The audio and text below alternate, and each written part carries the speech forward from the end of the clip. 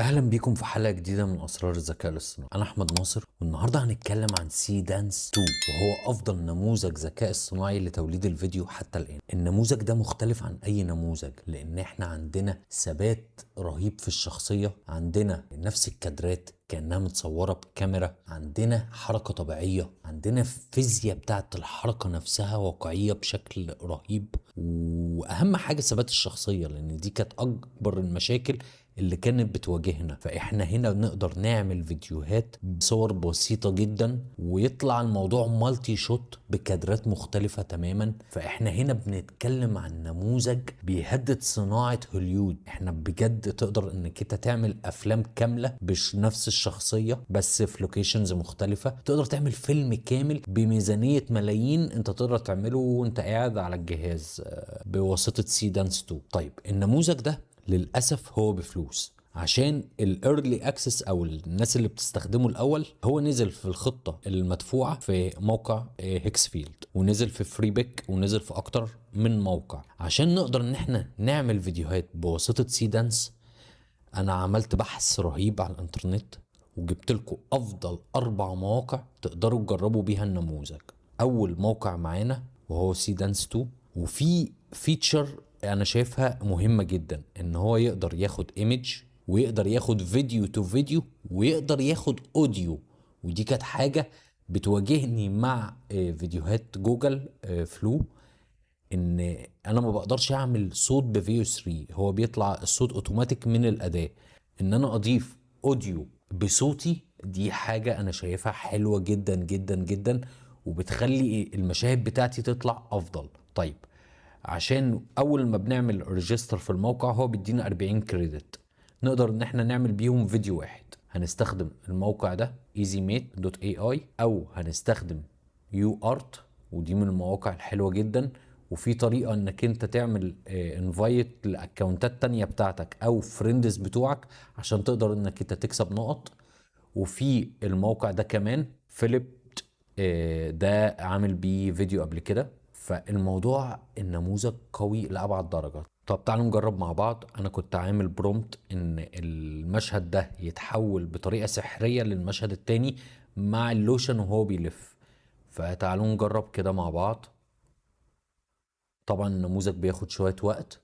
سي دانس برو دي النسخة المدفوعة، فأتمنى ان هو يطلع لي نتائج حلوة جدا. الموقع ايزي ميت انك انت تقدر تعمل انفايت للفريندز برضو، وهو كل يوم هيدي لك جوائز او يدي لك 10 نقاط. هنستنى النموذج ان هو يعمل الفيديو بتاعنا.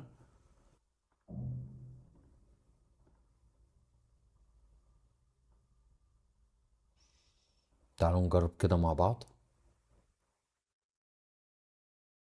حلوة. يعني في احلى، بس هي في حد ذاتها عجبتني. لذيذة. الكاركتر اتغير بشكل حلو، المشهد اتغير بشكل حلو. انا جربت ان انا اعمل نفس الفكرة دي على فيو 3 وكانت النتائج وحشة جدا جدا جدا. فنوعا ما النموذج قوي مع برومت واضح اكتر، مع صور ريزوليوشن بتاعها كويس. نقدر ان احنا نعمل نماذج، وعلى ما اعتقد ايزي ميت سريع جدا، الفيديو ما خدش اي وقت. فاحنا نقدر ان احنا نعمل فيديوهات بجد قوية جدا. تعالوا نتفرج على شوية فيديوهات كده مثلا.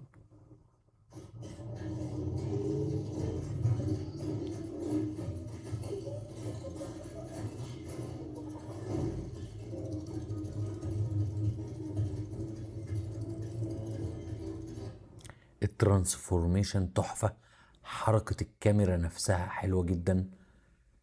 احنا بنتكلم عن واو، سلو موشن تحفة. واو، حلو جدا جدا جدا جدا.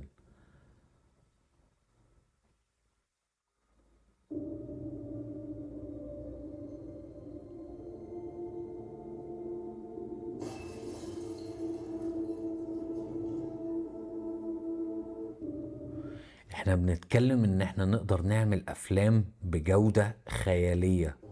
ولا كأنها بملايين. واو.